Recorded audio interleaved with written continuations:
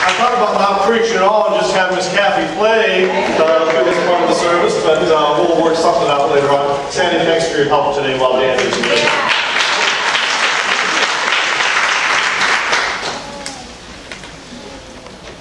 You know, every once in a while, you ever have trouble falling asleep? You know, so you decide, all right, let me turn the TV on and see what's on. And you start flipping and flipping, and you would think with 200 some channels on the dish, you find something to watch. I mean, I've seen Boys in the Hood so many times, I know the dialogue. So I've been flipping channels, and couldn't sleep one night, and I was up, and you know, when all else fails, you go back to the networks in town. You know, and they pull these movies out from way back when, you know, you haven't seen them in years, and there's a reason why you haven't seen them in years. But every once in a while, they pull one out of the archives, and I happened to catch one not long ago. Whatever happened to Baby Jane? How many of y'all ever seen that one? I saw it. All right, now for the young crowd here, this movie starred some of the greatest stars in the history of movies and showbiz, Bette Davis and Joan Crawford. Now they play these two sisters. Bette Davis was obviously Jane. But when she was a child, she was a wonderful star. Everybody knew Baby Jane, you know, and she sang that song. I've written that, and there's a reason why. There's a reason why she's no longer a star, all right? So she was a child, and she sang this cute song, and everybody just loved her. Well, her sister Blanche grew up and really became the looker. And she was the star. And all the attention shifted from Baby Jane to her sister Blanche. Well, long and short of it is, there was this accident. And Blanche was confined to a wheelchair. We're not sure quite what happened or how this accident came about until we come close to the end of the story and we realize that Jane cannot stand her sister and was the cause of this accident. But it is Jane who takes care of her sister, maybe out of guilt, maybe out of duty or obligation, but she cares for Blanche in all these years, and in the course of her caring for her, she gets a little tired of it. And she starts messing with her sister and playing tricks on her and to make her think she's losing her mind on all these kinds of things. Well, the long and short of it is, finally Blanche one day is talking to Jane and says, Jane, you know, if only that accident didn't happen. If only I wasn't in this wheelchair. If only. And Jane can't take it anymore, and she just says, but you are, Blanche. You are in that wheelchair. As mean could be.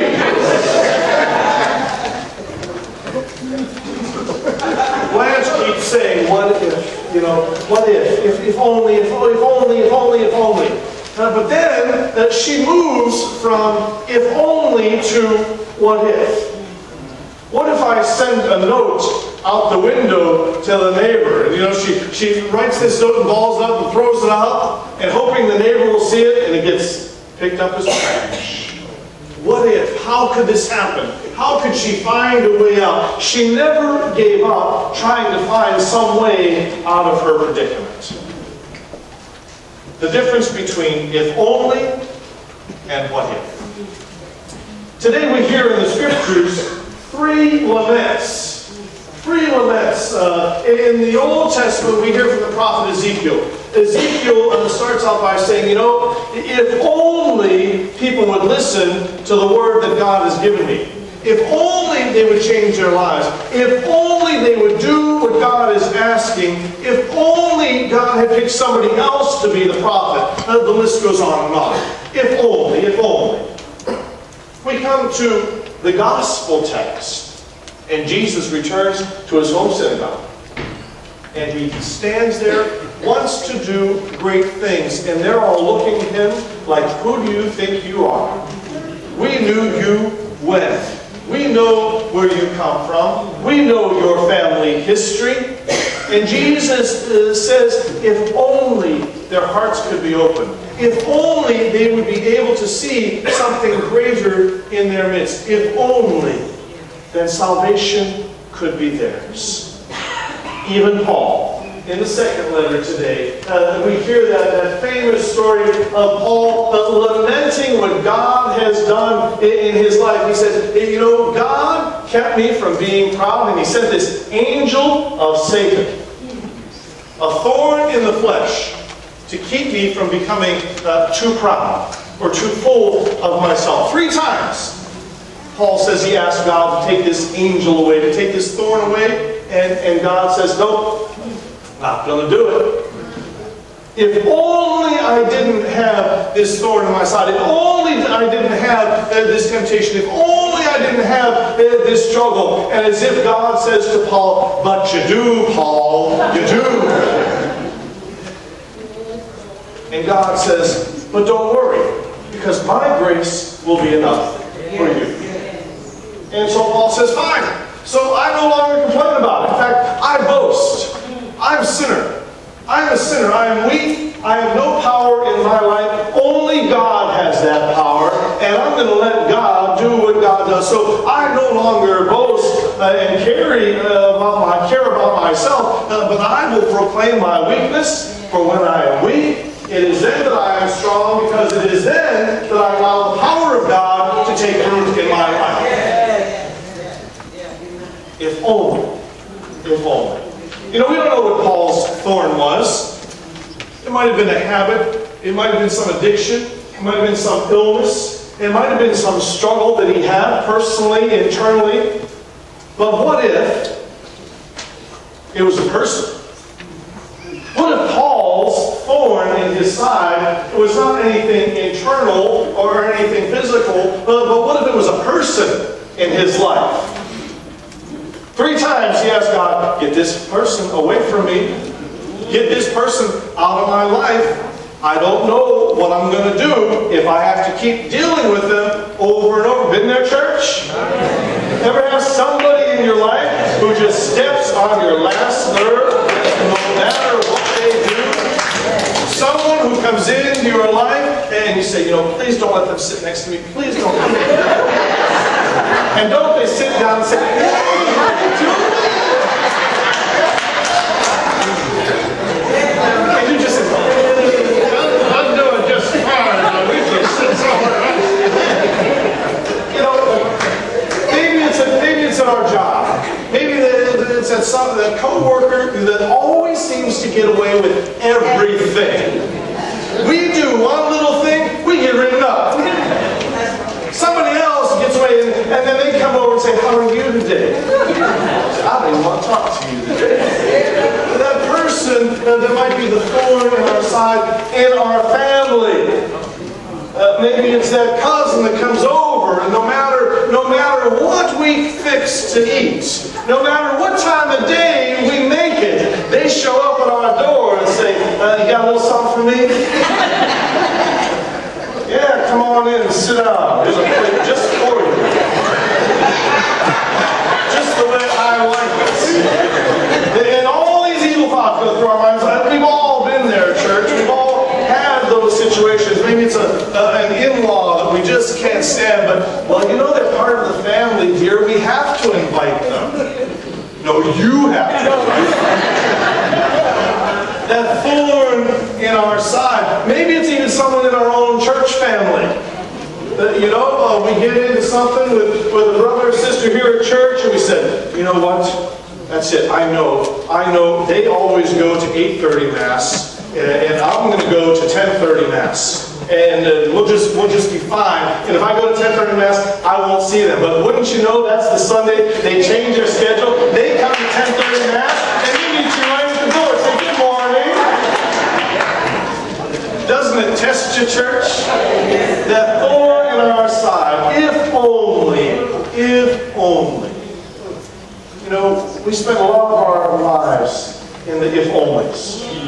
You know, if only I didn't lose my job. If only the world were different. If only the economy were better. If only I were better looking. If only my spouse were rich. If only we had a better preacher in this church. If only we had, you name it. If only the church would be more sensitive and inclusive and respectful of gifts. If only. The list can go on and on. And we can live there and be disgusted and be upset with ourselves and with everyone else around us. Or we can live in the what ifs. What if I do this?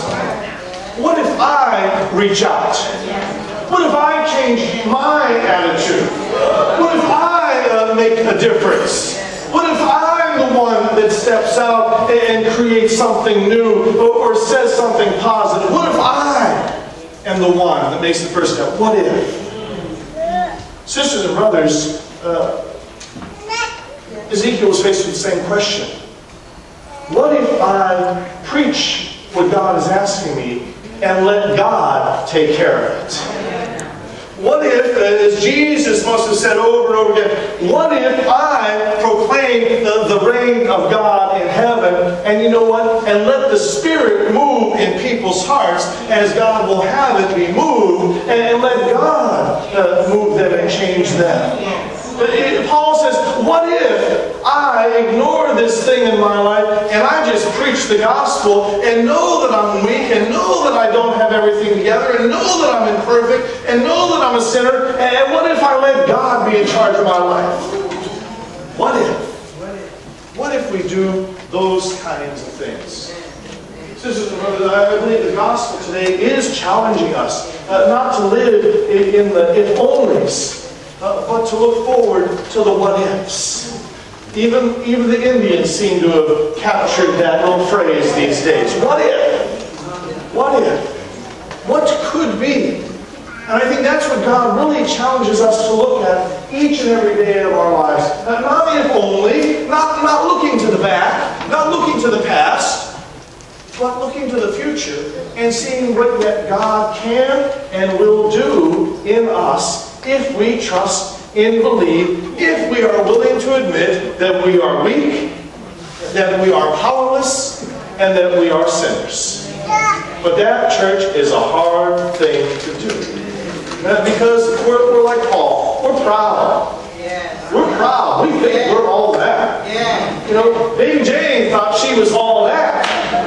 And she couldn't stand the fact that her sister had not only met her success, but surpassed it.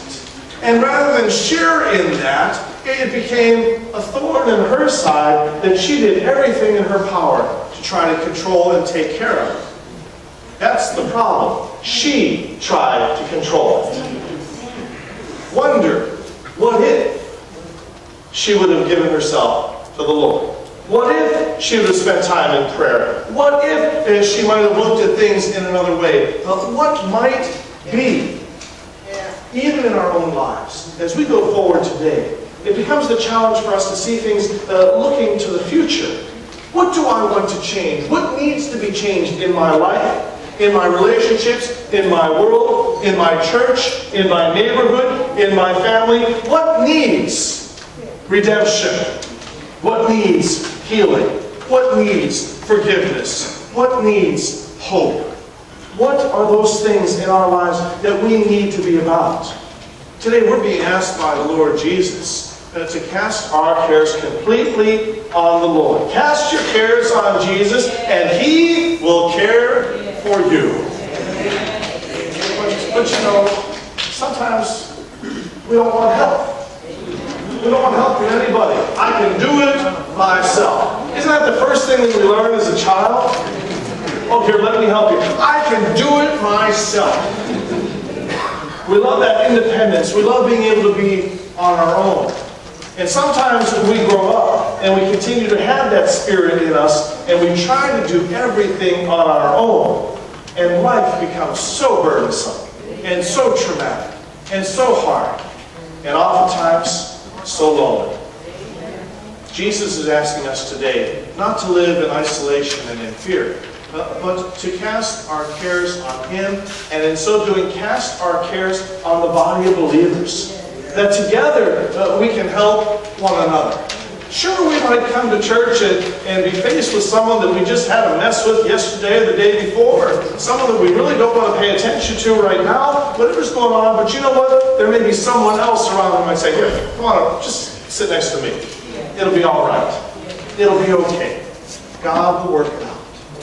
And I think that's what we're convinced of every time we come to church. We bring all of our stuff to God every week. You know, whether we say it or not, God knows what we've got going on in our lives. And we may try to hide it and hold it back from everybody else, but God sees. God knows. God understands what that thorn is in our flesh. He knows what that weakness is that we have. And all God is trying to say to us today, would you just let me help you? Would you just let me be a part of this? Would you just let me be a part of your life? And I will heal you. I will refresh you. I will restore you. I will love you like no one else.